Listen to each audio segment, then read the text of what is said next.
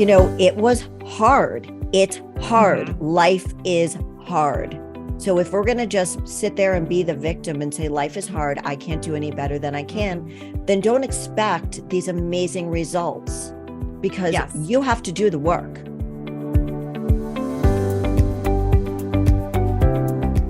Today on Midlife Conversations, I've got Jodi Harrison Bauer. I can't wait to talk to you today because I have been stalking your TikTok, your Instagram. Y'all, listen to this. You have to look at her pages, first of all. You're not going to believe it. She's 62. She looks 30. Like, I'm not exaggerating. She does not even look close to what we define as a society as thinking 62 is. I had to have her on because I was stalking her page. I love her information, what she shares. She's so us. She's so what we've been talking about on this podcast, on this show. But also interesting facts about her. She did not get started in this whole fitness, helping women journey until she was 42 is when she started changing her life. 50 is when she really started focusing on a business. So you are not too old and it's not too late if you're listening now. She's just hitting her stride now, like really hitting it at 62. She also made it to the top 60 of a huge competition with Sports Illustrated swimsuit that she was the oldest one, I'm assuming, in the competition. I was. And you beat tons of women half your age. Huge accomplishment. She's been featured on Good Morning America, Inside Edition, the New York Post, People Magazine, and more. So I can't wait to dive into this conversation with you today. Thanks for being here. Thank you so much. Thanks for the intro. So Jodi, take us back. Like, how did this even happen? Like, who were you at 42? What shifted? What changed? At 42, I had no idea who I was. The only thing that defined me at that point was that I was a woman who went to the gym regularly and took care of my body. And I was the mother of two girls. They were then 9 and 13, like horrible ages to ever get divorced. But it was that time where I left a very cushy life. I was a stay-at-home mom for almost 20 years. And I decided I wasn't living in my truth. I didn't know those words then, but I knew that I wasn't happy. And so to ask me who I was, the only thing that defined me I was a mom and that I liked to work out and I ate healthy. That was really it. And from there, I was as low can be. I had to find my self-esteem. I had no self-esteem whatsoever. I had no self-confidence. I thought I was dumb. I thought I was ugly. Those were all the things that I heard in my marriage. And I needed to show my daughters, I had to really pick myself up off the ground. I lost all my friends in our divorce and figure out who I wanted to be for the next 10 years. I didn't you say were for like the rest really of my... feeling, you were really feeling alone. It's not just a divorce. It's like you're struggling with who you were. I was I didn't know because I had stopped working in 1989. And here it was. I was 28 years old. And now at 42, I'm thinking, what the hell am I going to do? Who am I going to be? What do I want to be? What do I want to show these girls? And finding friends, I figured I'll just find them as I go along. I mean, there were a few stragglers that stayed friends with me, but for the most part, my social life had completely changed. And so it was time for me to obviously be always the best mother I could be. But also I knew way back then that in order for me to be the best parent to my daughters, I had to be the best version of me. Nobody was talking about this. There was no social media then. There was nothing. There was nothing. And I just knew instinctively that I had to get my shit together fast for my daughters. Yeah. Wow. This is powerful because you're like, there was no social media. It's hard to even connect. Like right now, someone listening, going through this, at least they have podcasts, at least they have social media. They have places to find groups. We didn't have that then. You didn't have that then. There was no community. Right. I lost my community when I got divorced. Everybody, nobody could believe that I would leave that life. And I'm like, I am. What was the pivotal moment that started to turn this around? I just continued to go to the gym. I decided I continued to eat the way I was. And then I put myself out there and started dating also, all there was back then was Match.com and I'm Jewish, JDate. So I put myself on both of those. And as I went out more when the girls were with their dad on Wednesdays and every other weekend, I went out and I dated. And that helped me figure out who I was, not by those men defining me, but feeling more self-confident, finding that self-esteem, realizing I'm not ugly, I'm not dumb. Yeah. All of those things that I was told Mm. in my marriage, that I found, okay, yeah, it was him, not me. And then I started to just start to educate myself. And that's when I started to really dig deep and training more women and working with women. Because you know what, whatever we're feeling, we know that other women are feeling too, and we can For empathize sure. more. And you know that when you train other women, it's the relationships that you have, understanding what their pain points were. And then from there, Yeah, you're like my half psychologist, half personal totally, trainer. totally. And so from there, one of my goals when I was in my mid 30s, I'd gotten into the best shape of my life after my youngest was born at 32. So by 35, I was in the best shape of my life. And I said, I want to be a fitness competitor. That was my next goal. So I had Okay. a bucket list of things to do. So I'm very, very goal oriented. I'm the firstborn, I'm a Capricorn, whatever you want to say about those things, but I'm very goal oriented. And I will not, I do not accept losing ever Yeah. at all. And so from there, I found a coach, and then I started competing. And that's when I realized that I was allowing fear to get in my way. That was Mm. my biggest obstacle. It's why it took so long to divorce, because I was scared. I was scared. I was scared. I was scared. I was scared. I was scared. So every time I took another leap, go on match.com, take another leap, go on dates, take another leap, get on a fitness stage. And those were all leaps. And you know that when you step over fear or embrace it, you become stronger on the other side. That happens Mm. every single time, because if we let fear stop us, then we're never going to be able to be our authentic selves. And that's why I named my podcast Fearlessly I Authentic. love that. That makes so much sense. That makes Yeah. and I think this is a message that women really need to hear right now, because there's women listening right now and some guys listening that Yeah. are really feeling that way, where they're feeling this fear and it's holding them back. And you just kept saying, take another leap, which I love that, because it's breaking it down smaller. It's not like you have to go fix everything and change everything. It's just take these little leaps and you get there. It's very, very true. And you know what? Increments. I can't look at, and I'm sure you know this from training and in all your experience, you can't tell somebody who wants to lose 100 pounds that you're going to lose it within a year, because that Yeah. seems so they can't grasp it. You like take it at 12-week increments, depending on the person, if they could even look 12 weeks. So for me, again, I instinctively, it's interesting because I never thought of this until now. I instinctively knew I needed to go by little tiny increments. Yeah. And I became a stronger woman as a result. I started removing toxic people. There were two very good friends in my life that I knew from high school and grammar school, actually. When I told them at like 45, 46 that I was thinking about competing in a fitness show, the girl said to me, I don't understand why in God's name you would want to get up on stage in a bikini and stripper heels. Like, why? And I said, because I think I can.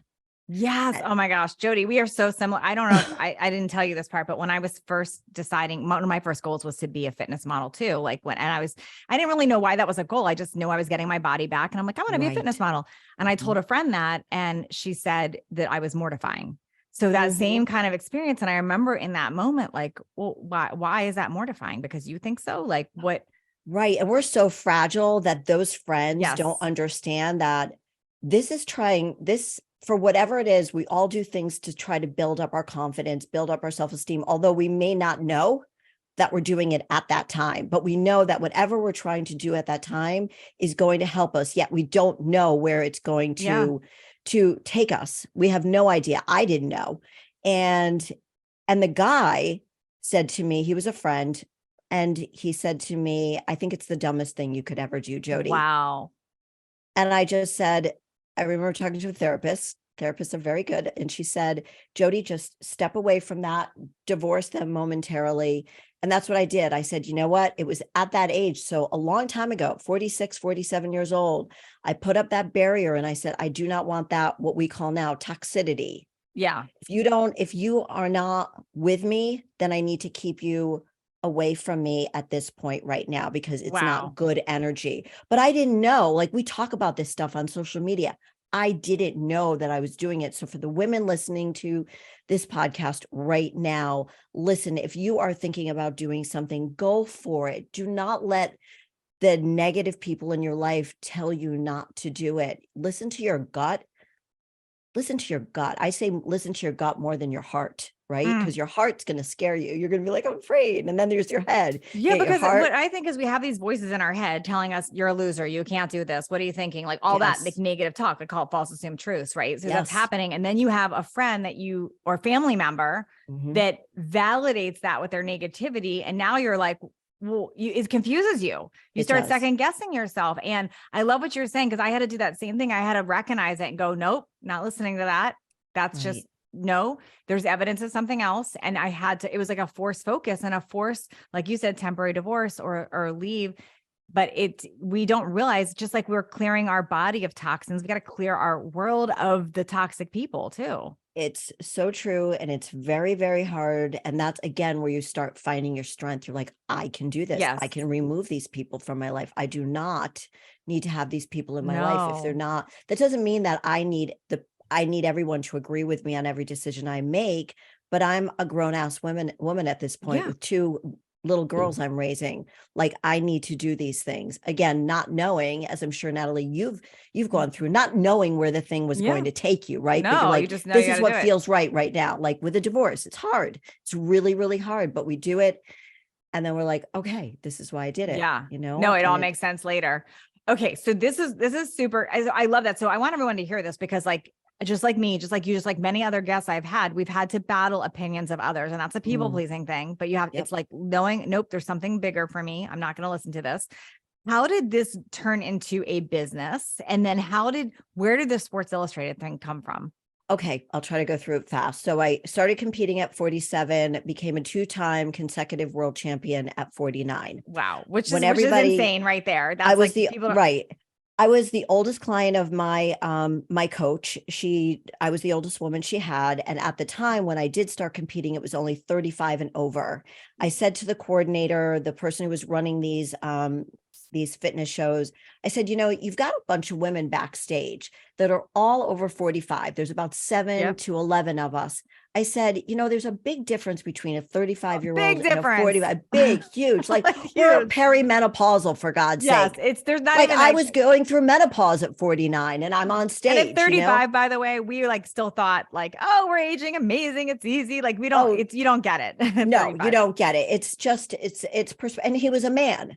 Like he doesn't get it. No. So anyway, he did open it up to 45 and over and calling it masters. So what happened was I won 2 consecutive world shows. That finally, Natalie, gave me the confidence to say, you know what, Jodi, you've been training women all along, teaching classes, having impact on women's lives. Now it's time to make it into a business.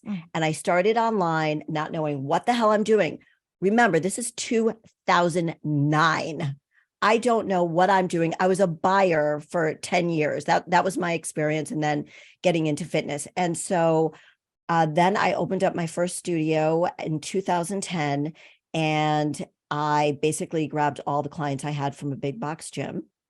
I was the number 1 trainer there. And it was because of the relationships. It was because of my knowledge, and it was because of my age. And my boss at the time at this big box gym was about 32 years old. And he said, I know what you're doing, because I was losing. None of them were continuing to sign up. He said, I know what you're doing. I found out that you're opening up your own place. He goes, who the hell do you think's going to want to train with a 50-year-old woman? I go, watch me. I said, watch me. Well, see, that's so interesting how people turn to like, here's your boss. You don't see this nasty side. And then that's where they go. Yep. Wow. A 32-year-old man who had no clue and just thought I was an old lady. And that's what I was being told by my friends. You're too old to get on stage. You're too old to open a business. You're too old to train women. You're too old. You're too old. You're too old. And I have a question here, because this is going to this is relevant and super important. You and I are super strong and have gotten past those comments. Yes. And there's a lot of people listening now that don't know they're super strong yet. And those comments really hold them down. True. Can you kind of just walk through, like, what does that feel like, that gut punch when you get that comment, and what's your process? Like, do you start to believe that for a while? Do you instantly shut it down? Like what, I want to like help people here, because some people really get handicapped by those comments. They don't know what to do. I like that question. At first, when I didn't have the self-confidence, I let it affect me. It stopped me right in my passageway, my pathway. I didn't move. I was just consumed with it. I listened to them. I did go back to thinking I wasn't good enough. But competing and finding that inner tenacity that I never knew I had. That was the biggest thing about competing. I didn't know how mentally strong I was. I knew physically I was strong. Yeah, nobody could come near me. But mentally strong, I did not know that I had that mental Yeah. tenacity until then. So at that point, by the time I had competed and won those 2 shows, I didn't let it. I was like, that's your opinion. I am Good. going goodbye to you. So Good. if anybody is struggling with that, please believe in yourself enough. Please, please, please know your worth. I know we throw those things around. Those words were not around for me. Yeah. Know your worth. Really know who you are. And if you need a mentor or a coach, and a great coach is so important in any woman's life, or a therapist, get that, because you are worth it. Don't Mm, listen to those awful voices in your head. yeah. And you did show him, you grew a business. I did. I grew a business. He never apologized, but he did see me grow my business. I won all kinds of awards for having the best boutique fitness studio. Wow. I won personal training awards. I won all kinds of awards. Was an award-winning studio. And then from there, I did continue to compete a little bit more. The last show I did was at 56 after my mom had her stroke. And I said, okay, Jodi, get your ass on stage one more time. I'm postmenopausal, ladies. I Yeah. am way past menopause. And I'm placed second worldwide. Wow. And I lost Wow. to a 45-year-old woman. Oh So, my I gosh. mean, I was probably like, I thought I was in the best shape of my life in 49. But this is where That's the difference is amazing. as we get older. And I want everybody to understand this. The reason I felt that I was at my best at 56 was because I was so mentally strong then. My Yeah. mind and my body were at the same place for the first time in my That's so life. good. So good. And so what happened after that, like a couple of years later, 2 years later, is my youngest daughter said to me, Mom, I think you should try out for Sports Illustrated Swim. And I said, Alexis, I'm done. I'm good. I'm good. I had just gotten married, second time. And so she said, no, you're the only one that I know who can walk and talk in a bikini. I'm like, she's like, there's nobody your age competing. And you always talk about women stepping outside of their box and living in their truth. So that's what I did. I didn't make it through the first round, which was all online. They just picked a few women. And then for the second round, I had needed to fly to South Beach. And that was going to be, a wide open cattle call. And I was just like, I'm not going to do it. I'm not going to do it. This is ridiculous. I'm 58. This is ridiculous. Because you But got like, I'm assuming there's like 20-year-old women in this. It's like really 20-year-old women, yeah. like 20, like my oldest daughter is now 34, almost 34, was 30 at the time. And she looked like a grandma next to Yeah. these girls. So Yeah. she lives in Miami. You're like babies. Yeah. They were like babies. And so my daughter said to me, my youngest, she's like, put on your big girl pants and get your ass down to Yeah. Miami. I'm like, whoa, okay, you're going to challenge me. I'm going to go down there. And then from there, what happened was, okay, this is interesting. I'm standing in line for like 3 hours. It's pouring rain. I keep getting these phone calls, New York phone calls. I'm so nervous. I said to my daughter, will you look at these phone calls? We look at these text messages. I can't look at it. I have to stay focused. It was Good Morning America who said, we just heard about you. I'm in line. I haven't even done Yeah. anything yet. Oh And my gosh. they were like, So we you're want just to do registered. You're just like registered basically and you're I in hadn't line. even registered. I Oh hadn't my even gosh. gotten to the How'd they hear registration about you? lane. How'd they hear about you? I don't know. I don't know how they heard about me. And I just told my oldest daughter, please take care of this. So it was Inside Edition, all of these before I even got in there. So later that night, I found out that I made it to the top 60. And then the next day, meantime, the New York Post was in touch with us. Everybody is coming to me to do interviews. I'm like, how do people know that I'm doing this? And I'm realizing that's why I need to be doing this, because Oh wow. It there was are validation. Yeah. right. There are women out there who need to hear my voice. This is why Yeah. you're doing it, Jodi, because you don't even realize that there's a this is a global response to what you're doing. The next day when I showed up, the 60 of us who showed up, register again, on the front page of the New York Post is my picture Oh my right gosh. over there, right over there. Wow. So And cool. my daughter was like, Mom, look who's on the cover of I had no idea. I had no idea. So it Wow. was an incredible experience, and I'm so glad that I did it. And And how amazing, because here you like really dive into the fire. It's like, okay, I mean, I'm just trying to imagine, my hands are sweating thinking about it. Like you're flying to Miami, you're going to be in a bikini with 20-year-old girls. It's yes. like, and you're thinking you have the voice of all these people telling you why you can't, your daughter's believing you, but you got these other things. You got your own stories. You have to be thinking, what am I doing?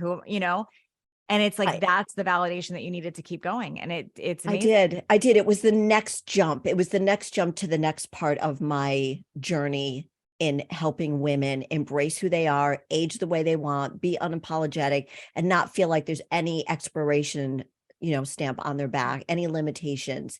And that Jodi, helped I me. always say we are not too old and we are not too late. That's like my saying. I say it all the time. And like, this is a total example of this. Everyone, I mean, she didn't even change herself till 42. She didn't start a business till 50. She did not enter into this contest till later. She's 62. Listen to this. She's competing with 20-year-olds. It's amazing. It was crazy. It was crazy. And meeting all the women that I met, and it was a great experience. And I was on German TV. They came here to do a show on me, came to my house. And I just realized that there is just such an impact that I can make for women my age who feel like they're ready to give For up sure. on love, on health and wellness. And I'm like, no, you are still Mm-mm. vibrant. You are still vital. You are still relevant. Get out there and show the Yes. world who you are. Don't give up. And that's what I'm finding now, is that so many women over 60 who are single are giving up on love, giving Mm. up on themselves, giving up on And who they I want. think, Jodi, it's so much of it stems. I mean, I see this all the time, like women in their 50s and 60s, it's so far few in between. And I really want to shift that. And I know you do too. I look at my friends now, and I'm sure you've got friends like mine where I feel like they are living their best life. Like they are thriving at 60. They are like, they're still taking on new challenges. You and I talked beforehand about you doing more online business. Like Right. we're taking on challenges. And then there's a whole huge percentage of people thinking they can't. And I believe that thinking they can't is from the brainwashing of media. It's from the brainwashing of friends and toxic culture and all these things saying we're too old, we're too washed up. Like that manager that said, who do you think you are at 50? Right. And we've got to start shutting that out and looking for examples that this is possible. Well, I think right now what we're seeing, and I'm sure you agree, there is a bit of shift on the older woman, on the more mature woman, but they're few and far between. And that was my point with Sports Illustrated, is like they do show off the older woman, but they're usually older models that were in Sports Illustrated Yes, swim, like Cheryl Teagues, exactly. for Brooke example, Shields. or Yeah, that we'll Brooke see. Shields, Yeah. Christy Brinkley. And like, no, let's put a real woman, not a model, not an Mm-mm. actress. And I made that very specific when I spoke to them. I want a normal woman. Now, most people wouldn't consider you and me normal, right? Right. It's true, but why not? Like we should be the normal. Like why can't this be Exactly. normal? Exactly. And so that is what I realize is missing out there, and talking to more and more women 55 and Yes. over, menopausal women who just feel like it's just the end. And my heart literally breaks for Yeah. them. And I So know that once they start feeling better in their body, which is where true. I It's help the them first step. too, that's the first step, right? Yeah, because then you get the confidence to take on new things. When I used to sell my fat loss programs and fitness, what I noticed is when women would have their transformation, they would go through and like lose the weight and feel great and amazing. Right. Next thing that came up, I want to take on a new job. I want to start dating. I want to like, Exactly. that's their purpose, then finds themselves from that. But this is that first step.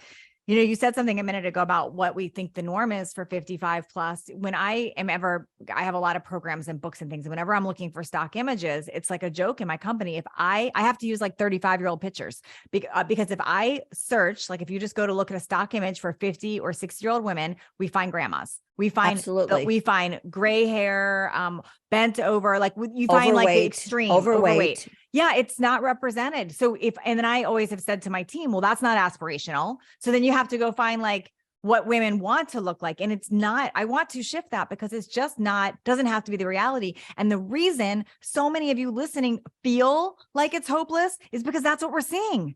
Right. That's all we see. Right. And even, that reminds me of when I did win the world shows. And I said to my coach at the time, who was Oxygen Magazine was our Bible. Remember Oxygen Magazine? Oh, yeah, of course. So I was in that also, but I wanted to be on the cover of Oxygen Magazine. And I remember saying to my coach, why are you putting the 22-year-old, why are you promoting her to be on the cover of Oxygen? What about me?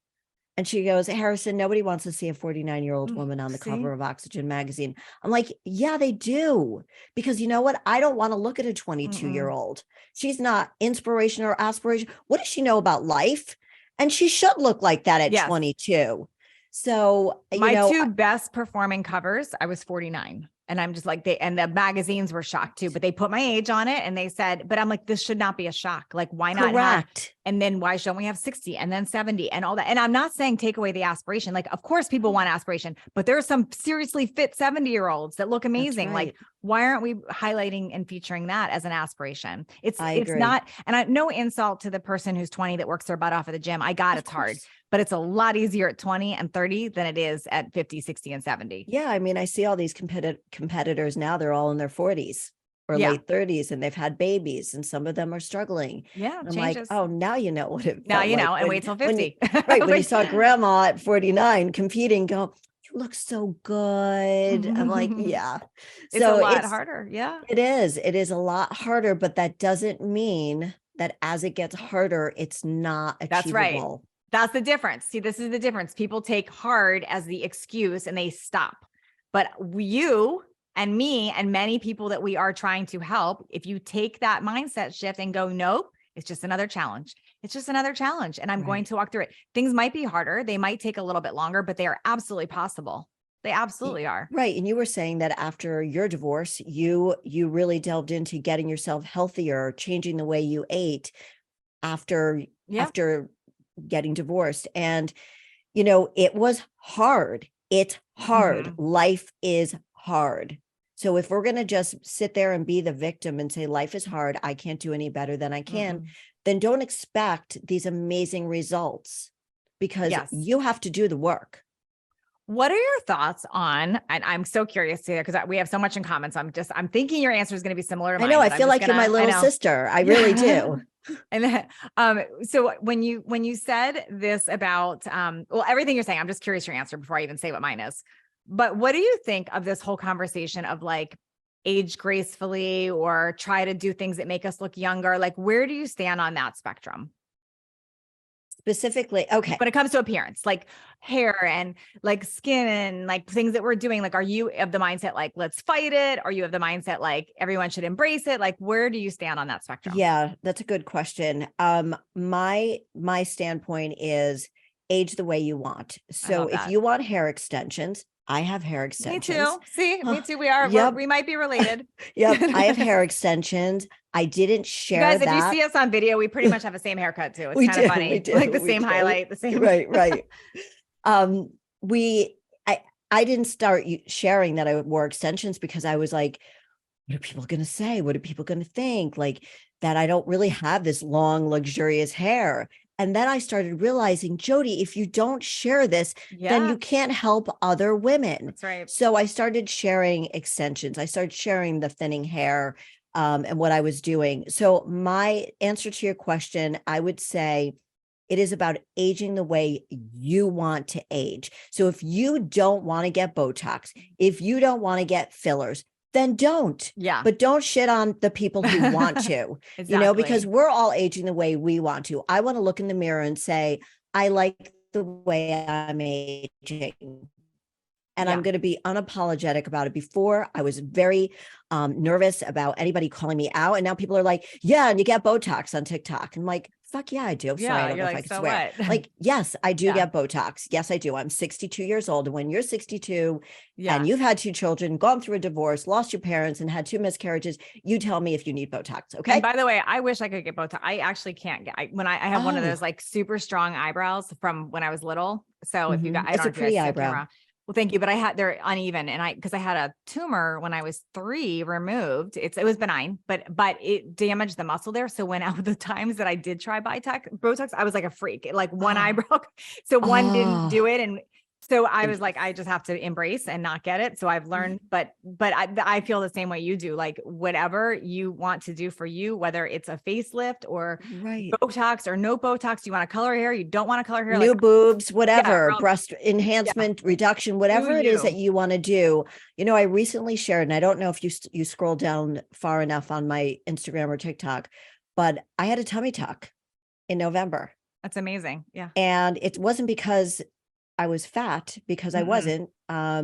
You had already competed clearly and all kinds of things before that. Right, right. And the thing that when I competed, even at 105 and like 15% body fat, my stomach stuck out because my Mm. muscles had Yeah. separated. From having babies. Yeah. Right. And at 62, I noticed that my skin was becoming more lax. So Yeah. the combination of those two things, I said to my husband, I'm getting the tummy tuck. I don't Yeah. care. Like, I just need to do this.